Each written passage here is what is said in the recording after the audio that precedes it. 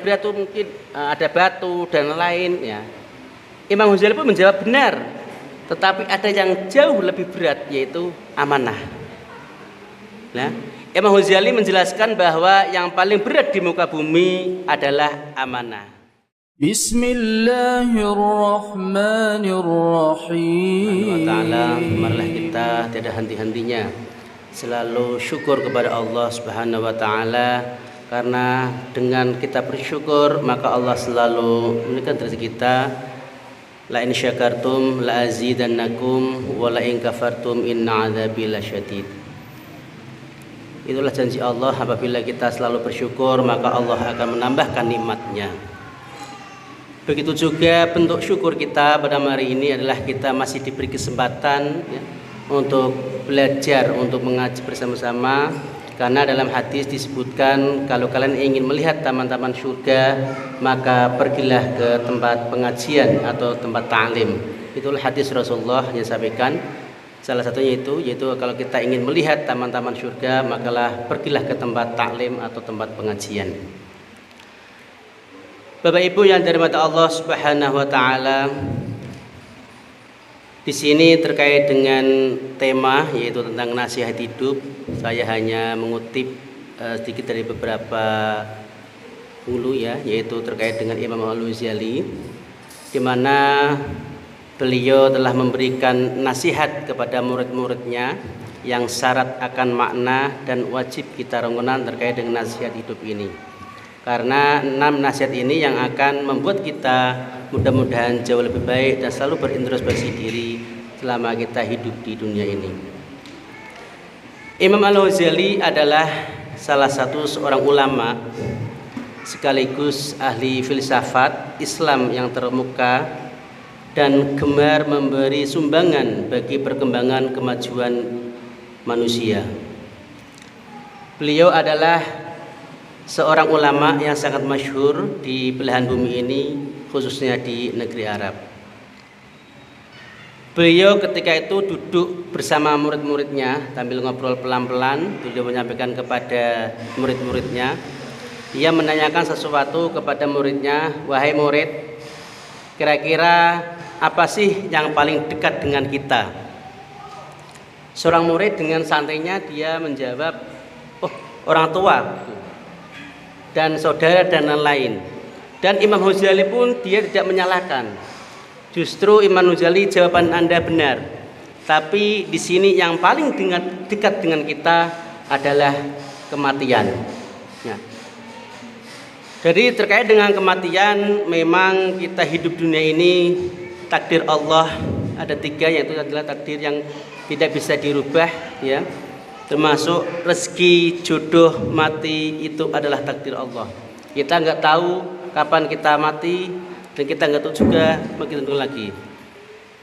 Ya, biasanya jika ditanya apa yang paling dekat dunia, tadi saya sampaikan paling orang itu menjawab ya keluarga kita, saudara-saudara kita. Tapi Imam Al-Ghazali mengatakan adalah kematian.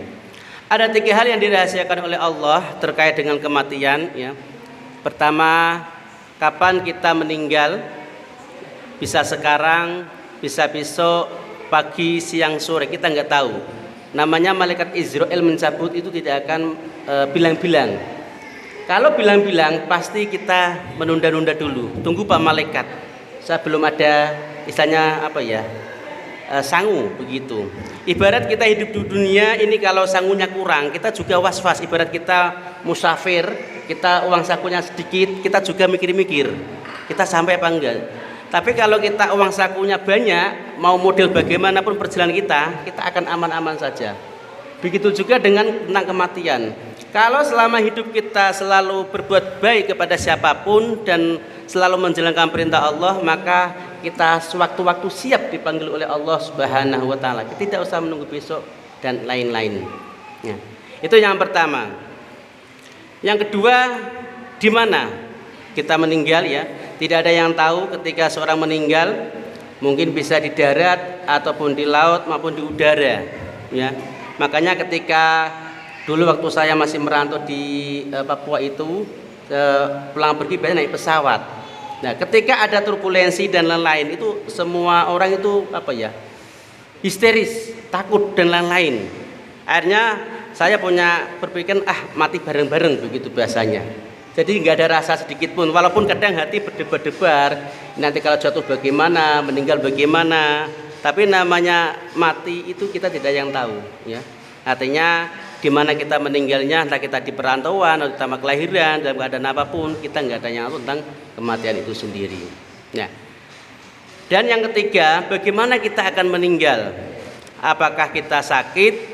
Apakah dalam keadaan kecelakaan, berjalan duduk, makan, sholat dan lain-lain? Biasanya meninggal itu tergantung dari kebiasaan kita, ya. Tadi pagi ada sebuah kecelakaan dan meninggal dunia di daerah Pujanggeding, katanya begitu, saya melihat informasi itu, ya. Kalau nggak salah begitu, saya dapat kiriman daerah Pujanggeding meninggal begitu. Ya, kita nggak tahu, ya. Kadang yang masih sakit lama meninggalnya, kadang yang sehat-sehat tiba-tiba besok meninggal. Itulah rahasia Allah terkait dengan kematian, ya. Jadi bisa kita tidur, bisa mungkin berjalan atau terbahak. Makanya biasanya meninggal itu tergantung dari kebiasaan kita. Kalau kebiasaan kita sering mendengar pengajian, membaca Al-Quran, insya Allah kita juga meninggalnya pas-pas begitu. Ada juga yang meninggal pas ngaji, ndelalah itu meninggal, itu husnul khotimah. Nah, tapi kalau kita pas meninggalnya berbuat maksiat, itu yang su'ul khotimah. Itu Bapak Ibu nggih. Artinya ada 3 hal terkait dengan rahasia Allah terkait dengan peninggal, yaitu kapan kita meninggal kita nggak ada yang tahu. Kullu nafsin dha'iqatul maut. Memang setiap manusia itu pasti akan mengalami kematian. Itulah rahasia Allah tentang kematian itu. Dan yang kedua, tempat di mana kita juga tidak ada tahu. Dan yang ketiga adalah bagaimana kita akan meninggal. Apakah itu lewat sakit, kadang ya batu-batu, los itu juga ada. Dan lain-lain itu kadang begitu. Nah, namanya juga rahasia kematian. Kita nggak ada tahu, ya. Artinya makanya kita nggak boleh sombong dengan kesehatan kita, gitu. Nah, terus yang kedua, Imam Ghazali menyampaikan kepada muridnya. Tadi kalau yang pertama adalah apa yang paling dekat dengan kita, beliau menjawab adalah tentang kematian. Terus yang kedua, apa yang paling dekat dengan kita tadi kematian? Yang kedua, sebelum saya lanjutkan, di sini ada Quran surat Ali Imran 185, ya. Jadi setiap yang bernyawa akan merasakan kematian, dan hanya pada hari kiamat sajalah diberikan dengan sempurna balasanmu. Barang siapa dijauhkan dari neraka dan dimasukkan ke dalam surga, sungguh dia memperoleh kemenangan. Kehidupan dunia hanyalah kesenangan yang memberdaya. Makanya bagi orang yang muslim biasanya itu nerakanya di dunia, semua ditahan-tahan. Makanya ada pepatah Jawa, sapa kuat ngempet urepe selamat. Begitu Bapak Ibu nggih. Artinya dalam Quran surah Ali Imran 185 dijelaskan kehidupan dunia adalah kesenangan yang memberdaya kita. Makanya kita yang nggak boleh terlalu berlebihan dalam menyayangi dunia. Hubud dunia itu jangan terlalu berlebihan. Nah, mananya apa? Seorang yang sadar sebagai hamba Allah yang diberi jiwa seharusnya selalu waspada terhadap kematian, ya. Bukan berarti kita takut ataupun menghindari kematian, melainkan kita harus mempersiapkan diri untuk menyambut ajal itu datang kapanpun, dimanapun, dengan memperbanyak amal kebaikan serta beristighfar dari semua dosa dan kesalahan. Alhamdulillah pada malam hari ini kita bisa bertemu, ya. Artinya kita dalam bermajelis taklim itu supaya kita saling mengingatkan bahwa terkait dengan kematian itu tidak ada yang tahu. Inilah sebab kita beristighfar, astagfirullahaladzim, semoga Allah selalu menghapuskan dosa-dosa kita, dan ketika kita bertemu dengan Allah kita dalam keadaan husnul khotimah. Nah, sehingga dari saking takutnya orang itu meninggal, ada orang yang mungkin yang takut meninggal dan lain-lain, sehingga ada penelitian yang ingin melihat bentuk nyawa. Mungkin sudah saya sampaikan, ya.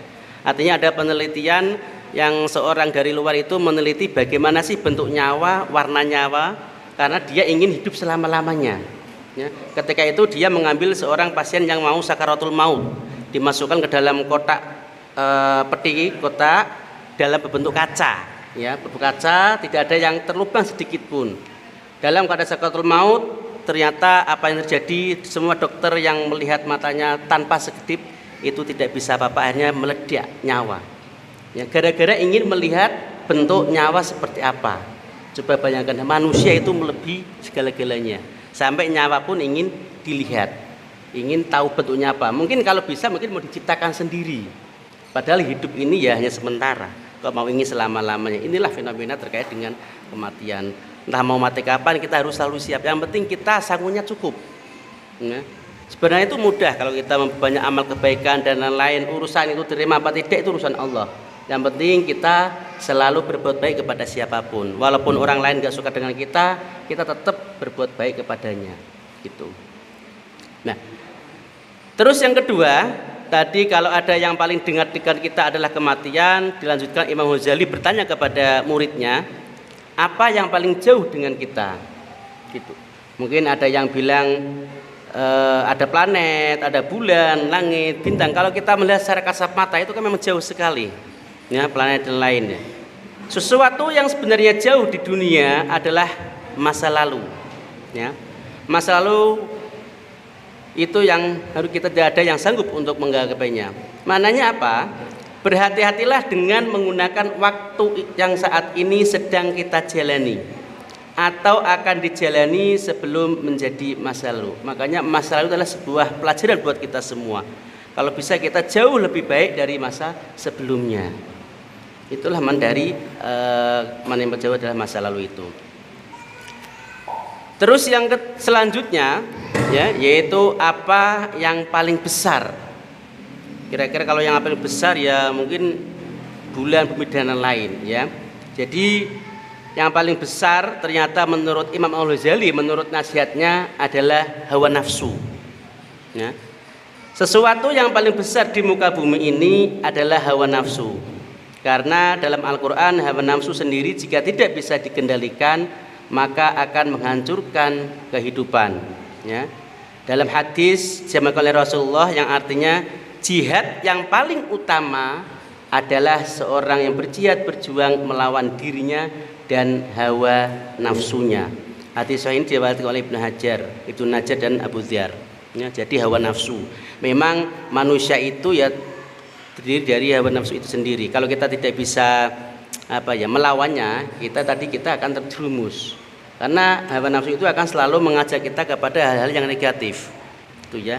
Karena hawa nafsu sangat cepat menjerumuskan manusia kepada hal-hal yang buruk. Dalam firman Allah surat Yusuf ayat 53, dan aku tidak menyatakan diriku bebas dari kesalahan karena sesungguhnya nafsu itu adalah mendorong kepada kejahatan. Nafsu ada yang nafsu baik pun ada yang nafsu tidak baik. Tergantung bagaimana caranya kita bisa mengoptimalkan nafsu kita sendiri, ya.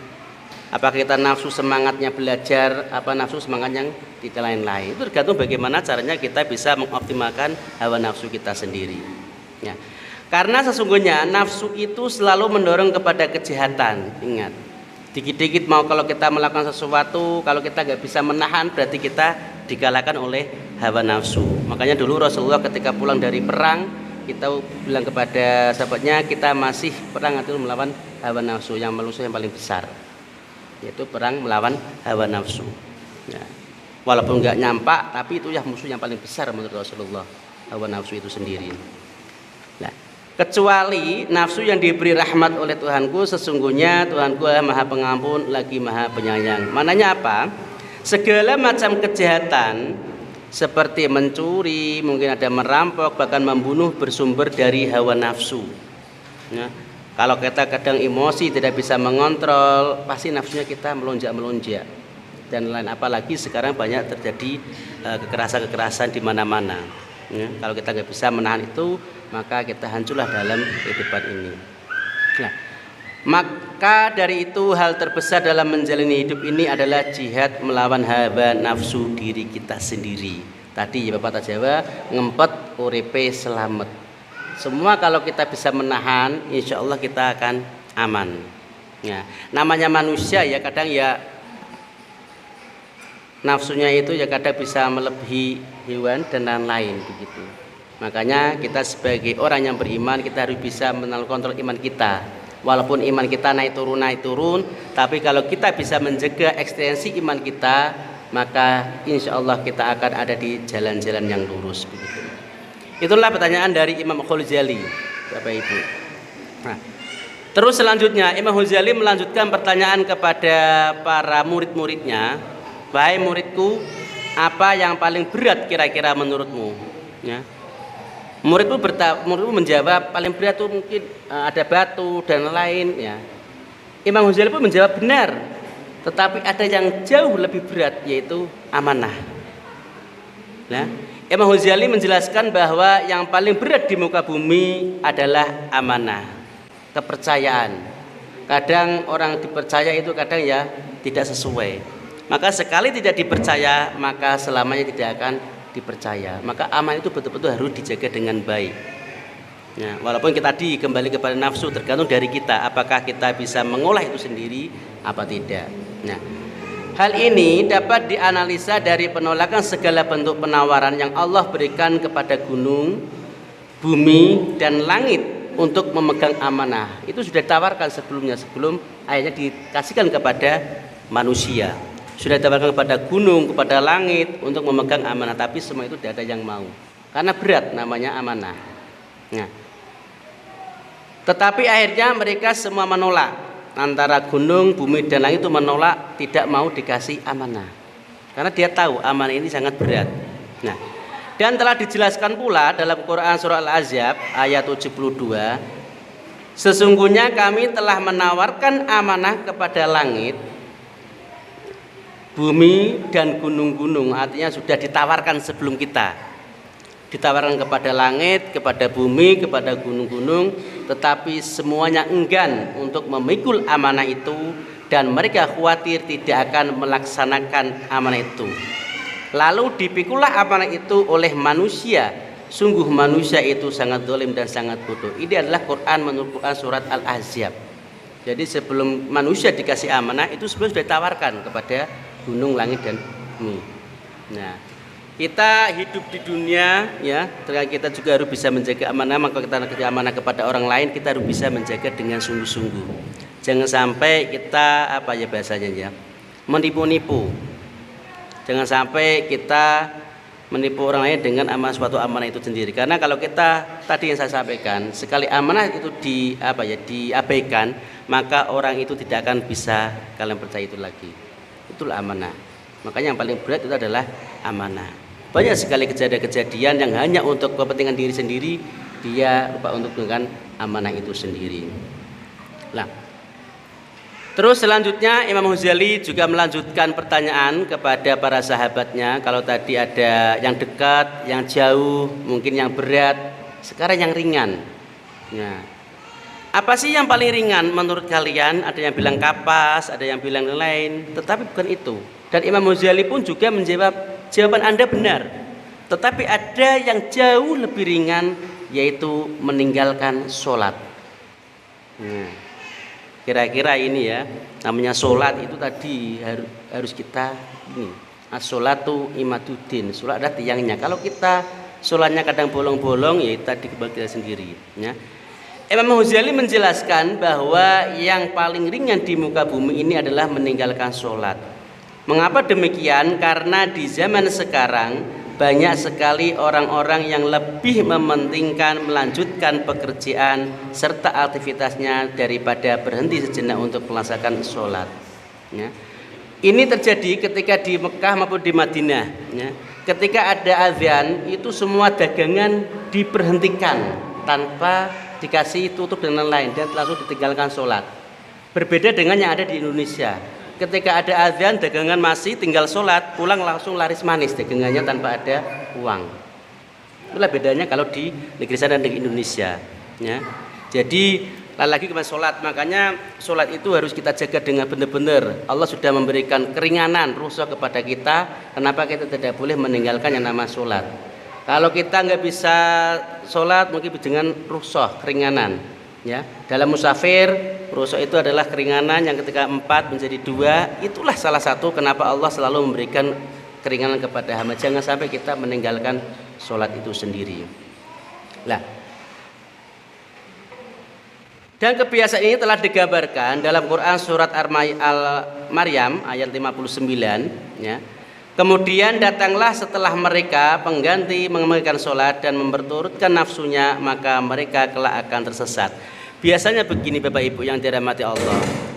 Biasanya ketika sholat, ketika adzan itu kadang-kadang ketika mungkin bagi yang usaha, pas ada adzan itu pas rame-ramenya biasanya. Nah, nggih. Biasanya pas adzan itu pas rame-ramenya. Tergantung dari diri kita sendiri tadi, hawa nafsu kita, apakah diteruskan apa tidak. Ya namanya manusia ya, mumpung rame kan begitu. Ya, tapi ini kejadian di Permanyam adalah tadi kita apakah kita selalu bisa on time apa tidak. Ya. Kadang kalau kita tergantung diri kita sendiri. Kalau kita suka ngulur-ngulur, ya rezeki, walaupun Allah tidak mengulur rezeki kita. Ya Allah saja tidak pernah mengulur rezeki kita. Coba kalau Allah mengulur nafas kita, pasti kita juga belepotan. Makanya sholat sini adalah sholat harus tepat waktu. Ya, itu yang dimana Allah SWT. Ya, itulah menegakkan sholat bukanlah hal yang ringan. Tanggung jawabnya di hadapan Allah dalam kitab yang dikarang oleh Syekh Zainuddin. Ya, ada 15 siksaan yang diberikan kepada orang-orang yang meninggalkan sholat. Ya. Yang pertama adalah 6 siksaan ketika di dunia, ada 3 siksaan ketika meninggal, dan ada 3 siksaan ketika dalam kubur, dan ada 3 siksaan ketika dibangkitkan dari alam kubur. Jadi semua itu adalah ada efeknya. Ya, kalau kita meninggalkan sholat itu pasti ada siksaan sendiri. Nah, 6 siksaan di dunia, ya, yang pertama akan dicabut keberkahan umurnya. Itu yang pertama. Dan yang kedua akan dihilangkan tanda-tanda kesolehan di wajahnya. Ya. Dan yang ketiga ada segala amal baiknya tidak akan mendapatkan pahala. Jadi kita sia-sia. Kalau kita menegakkan sholat, apapun yang akan kita lakukan adalah pahala kita sia-sia. Terus doanya tidak akan dikabulkan oleh Allah Subhanahu wa taala. Mau doa kita sekusyuk apapun, kita tidak akan pernah dikabulkan selama kita meninggalkan sholat itu sendiri. Ya. Makanya kita mumpung masih hidup, masih diberi kenikmatan rizki, penikmatan kesehatan jasmani, kita berbondong-bondong untuk pergi ke masjid, sholat jamaah dan lain-lain. Karena masih banyak orang yang sudah meninggal itu yang ingin hidup kembali gara-gara ingin melakukan sholat itu kembali. Nah. Dan yang terakhir adalah akan dibenci oleh kebanyakan orang, termasuk dibenci oleh Allah. Ya, itu bagi orang yang meninggalkan sholat. Nah, terus ada 3 siksaan ketika meninggal. Yang pertama, matinya dalam keadaan terhina. Inilah bagi gambaran orang-orang yang suka meninggalkan sholat. Ya, sesibuk apapun kita jangan sesekali meninggalkan sholat. Ya, kadang biasanya kita itu memolor-molorkan, nanggung, sebentar lagi. Kata itulah yang akan dari diri kita sendiri. Nafsu tadi bagaimana kita bisa melawannya? Ya kalau tadi kembali kepada kematian. Kalau pas kita molor-molor, kita meninggal. Nah begitu. Makanya sholat yang baik adalah sholat di awal waktu. Nah kalau kita suka molor-molor, kebetulan ada pencabutan nyawa, kita nggak ada yang tahu. Makanya upayakan sholat itu di awal waktu.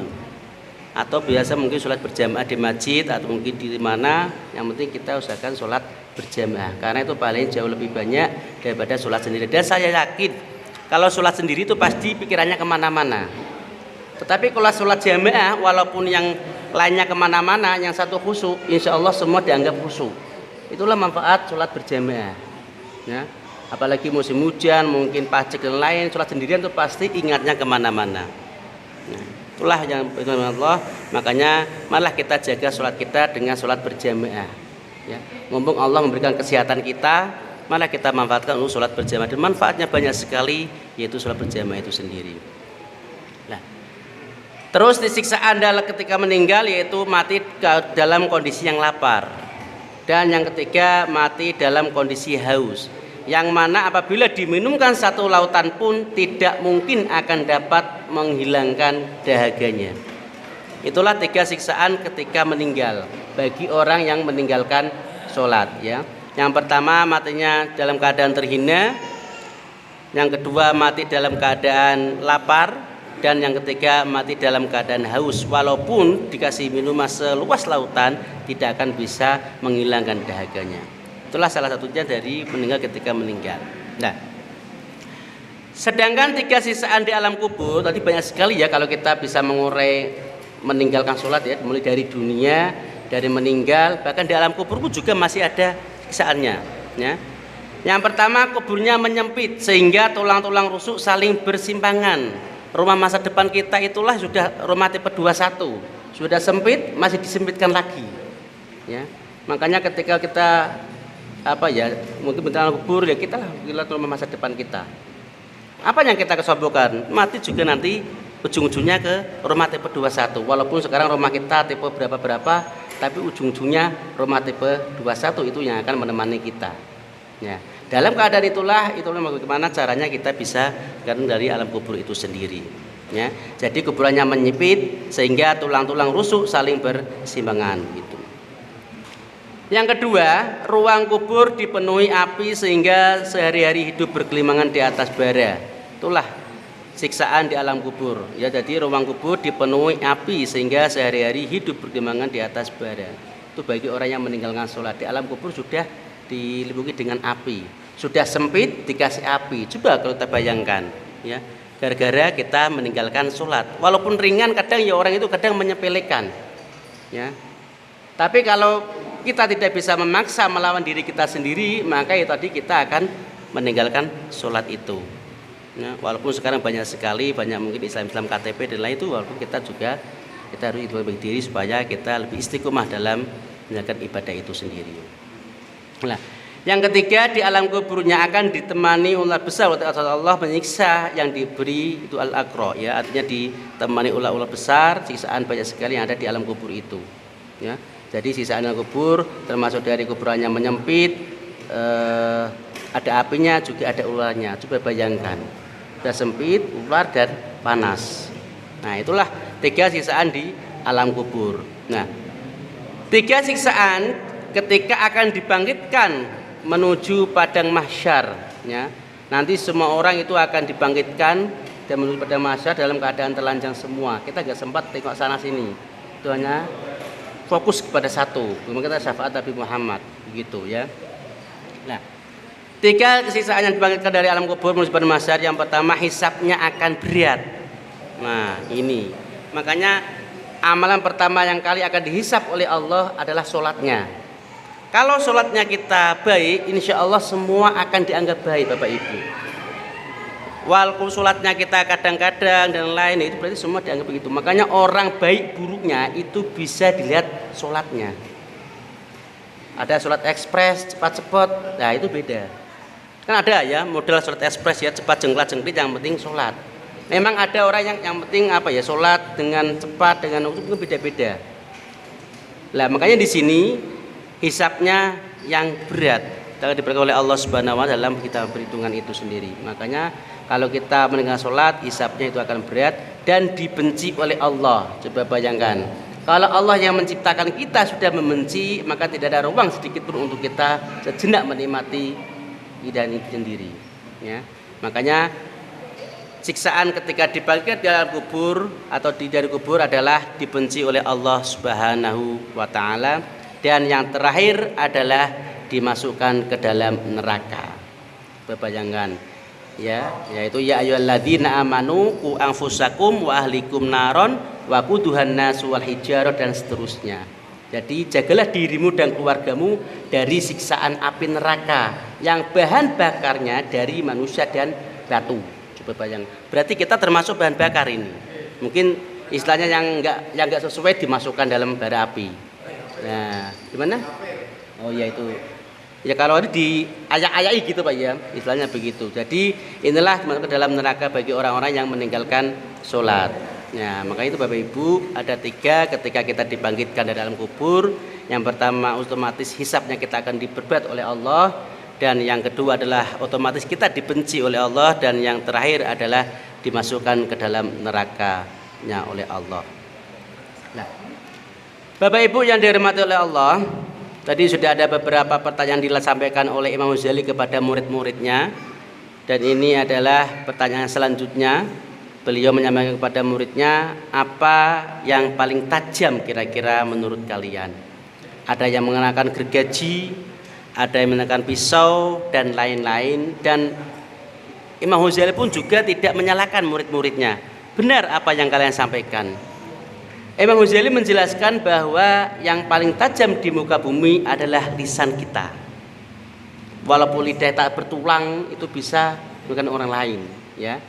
Mengapa demikian? Karena dengan lisan manusia dapat menyakiti hati orang lain dan menyakiti perasaan saudaranya, ya.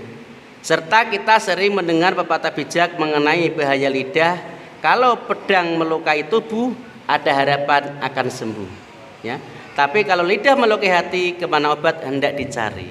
Itulah satu mungkin lidah itu sendiri. Makanya kita harus berhati-hati. Kalau kita nggak bisa menahan, ya menahan, namanya orang emosi itu pasti ininya pasti mau keluar dari hewan-hewan, dan pasti keluar. Lebih baik kita diam, ngempet itu tadi. Karena semua ini tergantung dari sini. Kalau kita tidak bisa menahan emosi, itu akan menyakiti perasaan orang lain. Nah, barang siapa yang beriman kepada Allah dan hari akhir, hendaklah ia mengucapkan perkataan yang benar atau lebih baik diam. Ini hadis Bukhari Muslim, ya. Jadi barang siapa yang beriman pada Allah dan akhir, maka ia hendaklah mengucapkan perkataan yang benar atau lebih baik diam kalau kita tidak tahu. Nah, inilah di masyarakat kita terjadi begitu, ya. Lagi-lagi namanya lisan, namanya ucapan, jangan sampai kita melukai orang lain. Lebih baik kita diam. Walaupun kadang kita medokol, ya, maunya apa ya, marah-marah dan seterusnya. Tapi kita harus bisa mengontrol emosi kita. Tadi melawan hawa nafsu kita. Kita harus bisa melawan hawa nafsu supaya kita bisa menjadi orang yang jauh lebih baik. Nah, dalam kitabnya Ihya Ulumuddin, Imam Ghazali mengupakan ada beberapa bahaya lisan, ya, atau bahaya lidah yang harus diperhatikan oleh manusia, ya. Ini ada menurut Imam Ghazali dalam kitabnya Ihya Ulumuddin, ada beberapa yang harus kita perhatikan dalam penggunaan lidah itu sendiri. Saya ambil beberapa contoh. Yang pertama adalah perkataan yang tidak bermanfaat yang bisa membuat hati kasar, ya. Istilahnya itu adalah perkataan yang tidak ada manfaatnya sehingga hati kita menjadi kasar dan lain-lain. Terus mereka yang banyak omong maka ia banyak bohong, ya. Orang itu kadang ada yang banyak bicara dan lain-lain, atau biasa asbun, asal bunyi. Nah, makanya itu di sini orang yang banyak omong maka ia banyak berbohong. Nah, makanya harus hati-hati. Tadi lebih baik kita diam daripada kita banyak berbicara. Berbicara banyak boleh, tapi harus ada dasarnya. Jangan hanya omong-omong banyak sekali begitu, ya. Terus yang ketiga, omong kosong, ya. Padahal ciri-ciri orang yang beriman adalah mereka yang senantiasa menghindarkan diri dari perkataan dan perbuatan yang tidak bermanfaat, ya. Jadi sini dijelaskan bahwa mereka yang senantiasa menghindarkan diri dari perkataan dan perbuatan yang tidak ada manfaatnya. Ya, itu lagi.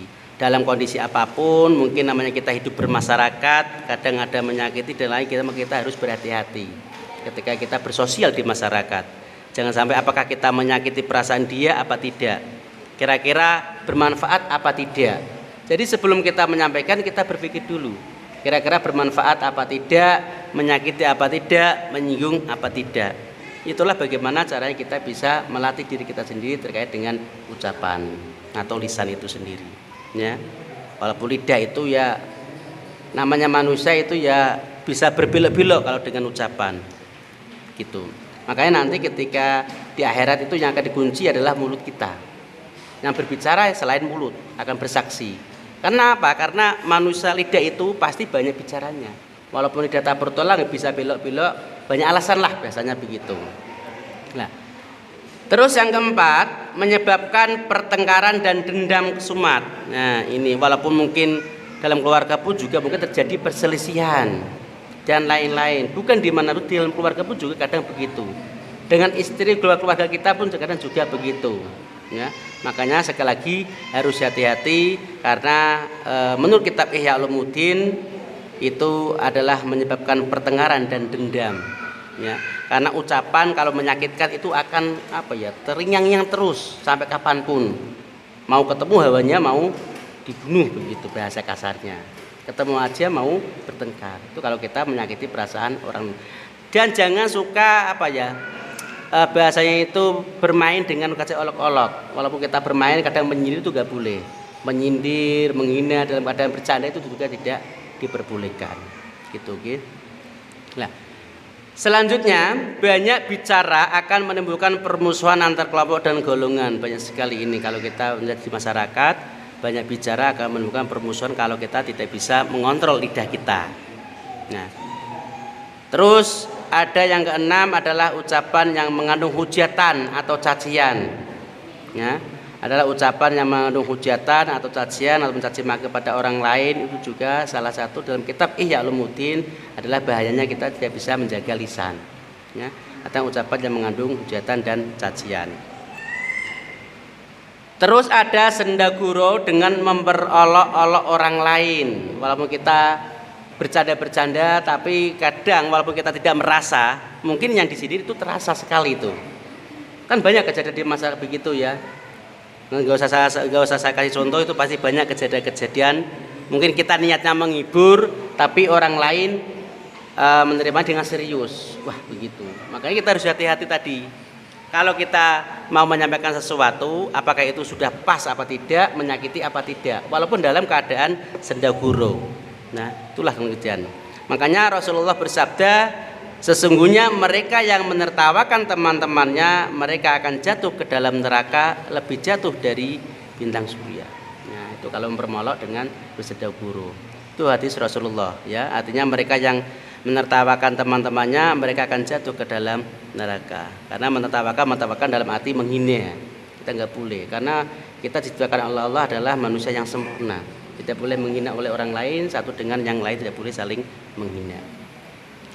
Terus kedelapan ada membuka rahasia orang lain. Nah, ini yang agak repot. Sering membuka aib orang lain. Makanya kita jangan mudah percaya dengan orang lain, atau kita jangan mudah istilahnya curhat dengan orang lain. Karena orang yang kita curhati belum tentu bisa menjaga kepercayaan itu. Maunya kita curhat, bisa kita lega, malah dia ceritakan kepada orang lain. Dan itu pun juga terjadi di kalangan kita. Banyak orang yang selalu menceritakan rahasia-rahasia orang lain yang sebenarnya itu dirahasiakan untuk diri kita sendiri.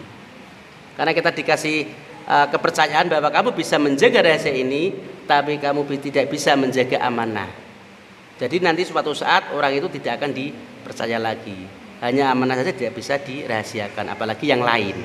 Makanya kalau ada rahasia sesuatu, jangan diceritakan kepada orang yang benar-benar tidak bisa menjaga rahasia. Ini bahaya ini. Nah, terus selanjutnya ada berjanji palsu. Nah, apa itu berjanji palsu itu berarti? Apa berjanji palsu? Atau bahasanya ngapusi. Janjinya ini tapi tidak sesuai. Nah, itu yang repot. Ya. Kalau kembali kepada tadi ya, adalah berjanji palsu itu juga tidak diperbolehkan. Nah, dan selanjutnya adalah bersumpah palsu. Nah, semua itu akan merusak nilai-nilai amanah. Rasulullah bersabda, waspadalah terhadap pembohong. Harus kita waspada pada pembohong, sebab pembohong dan orang-orang yang zalim sama-sama dalam neraka. Itu hadis Rasulullah. Makanya kita harus waspada kepada orang yang pembohong. Hati-hati ya, karena sebab pembohong dan orang-orang yang zalim sama-sama masuk dalam nerakanya Allah. Itu terkait dengan lidah. Nah, seorang sahabat pernah bertanya kepada Rasulullah, apa penyebab terbesar orang masuk neraka? Ya, Nabi menjawab, karena lidah dan kemaluannya. Tuh, ya. Hadis riwayat Tirmidzi. Mudah-mudahan kita semua dapat mengendalikan diri kita sendiri supaya kita agar selamat dunia dan akhirat. Lagi-lagi memang penyebab terbesar yang kita masuk neraka adalah karena lidah kita. Nah, kalau kita nggak bisa menjaga dan lain, kita harus bisa introspeksi diri. Bukan jaminan orang baik itu pasti masuk ke, bukan. Berarti orang baik karena tidak bisa menjaga lidahnya itu juga kurang baik.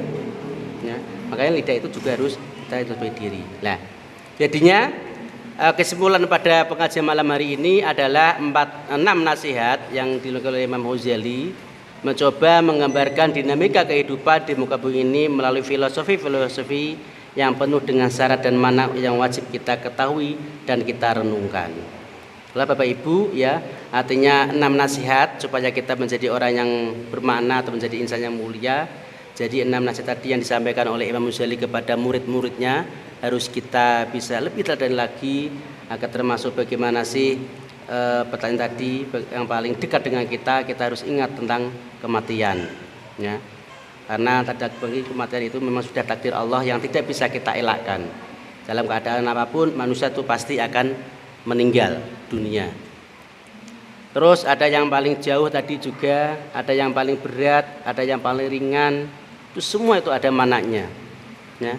Makanya sekali lagi tergantung dengan diri kita sendiri. Bagaimana sih semua itu tergantung dari niatnya. Kalau niatnya baik, insya Allah semua akan menjadi baik. Ya. Maka memberikan nasihat kepada muridnya sekali lagi karena ini adalah nasihat yang harus kita renungi karena syarat dengan makna, maka kita harus bisa melatih semua 6 itu sendiri. Ya. Mungkin itu yang bisa saya sampaikan terkait dengan nasihat Imam Ghazali agar kita menjadi manusia yang lebih baik. Ya.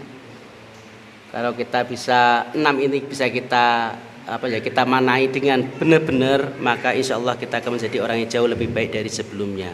Mulai dari kita bagaimana menjaga lisan, bagaimana selalu kita mengingat kematian. Kalau kita selalu ingat mati, maka insya Allah kita tidak akan neko-neko biasanya. Mau mencuri, ingat mati. Mau apa, ingat mati. Nah, sebenarnya mudah tuh. Kalau kita bisa mengambil hikmah dari kematian, itu kita tidak akan aneh-aneh. Ya. Termasuk juga kita sering mungkin kadang ada orang yang meninggalkan sholat dan lain. Marilah mulai sekarang kita belajar untuk selalu sholat berjamaah di masjid maupun di mushola. Ya, karena kita juga menyadari sendiri karena hawa nafsu kita, sehingga kita ketika kita sholat sendiri pasti kita tidak akan bisa khusyuk 100% ingat kepada Allah. Itu Bapak Ibu nggih, namanya sholat itu pasti banyak godaannya. Hujan-hujan, jemuran belum diangkat, pasti kita ingat ketika takbiratul ihram. Allahu Akbar, aduh jemuran saya belum diangkat dan lain-lain. Itu pasti. Tidak mungkin kita bisa kefokus dengan lain. Ya, ketika kita takbiratul ihram banyak sekali goda-godaan. Salah satunya supaya kita khusyuk adalah kita sholat berjamaah. Gitu. Dan sekali lagi amanah juga harus kita amanah dengan sebaik mungkin. Walaupun berat, itulah makanya kenapa Allah menawarkan kepada langit, bumi dan lainnya, makanya itu diberikan dan menolak sehingga itu diberikan kepada manusia agar manusia bisa menjaga amanah itu dengan sebaik mungkin. Karena dengan amanah sekali kita dipercaya maka selamanya akan dipercaya terus. Ingat, namanya manusia itu tak luput dari namanya dosa, kesalahan dan lain-lain. Kita sebagai manusia harus selalu memaafkan kepada orang lain maupun diri sendiri. Tunggu Bapak Ibu, mungkin itu yang bisa saya sampaikan terkait dengan nasihat dari Imam Ghazali. Mudah-mudahan kita senantiasa diberi kenikmatan, keberkahan dalam sisa umur kita, dan mudah-mudahan kita dimasukkan dalam surganya Allah Subhanahu wa taala. Amin amin Allahumma amin. Demikian saya sampaikan. Nasrul minallah wal qarib wa basyiril mu'minin. Wassalamualaikum warahmatullahi wabarakatuh.